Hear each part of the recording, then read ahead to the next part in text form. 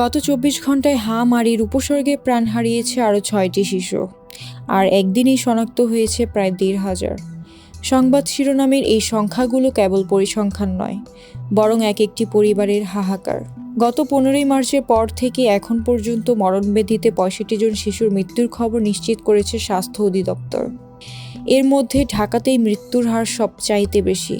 হাসপাতালে তিল ধারণের জায়গা নেই। দিন দিন বাড়ছে আক্রান্তের সংখ্যা।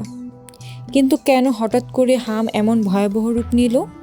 কি এই হাম, আর কেনই বা এটি শিশুদের জন্য এতটা বিপজ্জনক হয়ে দাঁড়িয়েছে, তা আজ আমাদের গভীরভাবে ভাবিয়ে তুলছে।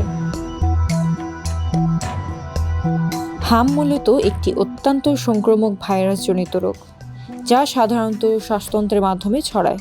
আপাতদৃষ্টিতে এটি সাধারণ জ্বর বা গায়ে র্যাশ মনে হলেও এটি শিশুদের জন্য জীবনঘাতী হতে পারে।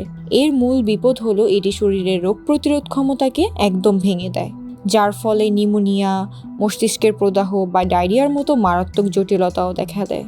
অনেক ক্ষেত্রে হামের প্রভাবে শিশু চিরতরে অন্ধ হয়ে যেতে পারে কিংবা শ্রবণ শক্তি হারিয়ে ফেলতে পারে।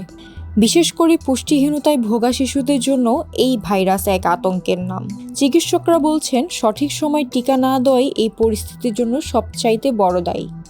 হাম এতটাই সংক্রামক যে আক্রান্ত শিশুর হাঁচি কাশির মাধ্যমে এটি বাতাসের সাহায্যে চারদিকে ছড়িয়ে পড়ে।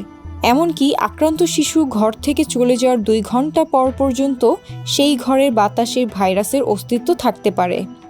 শুরুতে তীব্র জ্বর, চোখ লাল হওয়া, সর্দি এবং কাশিতে শিশুর নাজেহাল অবস্থা হয়ে যায়।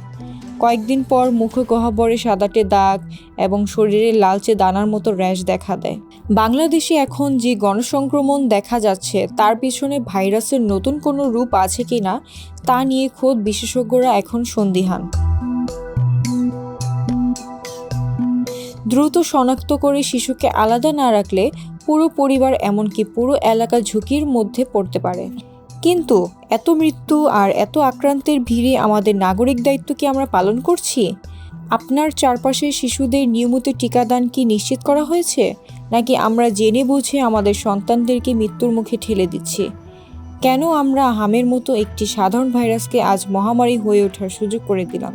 রোজাইয়া আহমেদ মুনা, WMZ নিউজ, ঢাকা।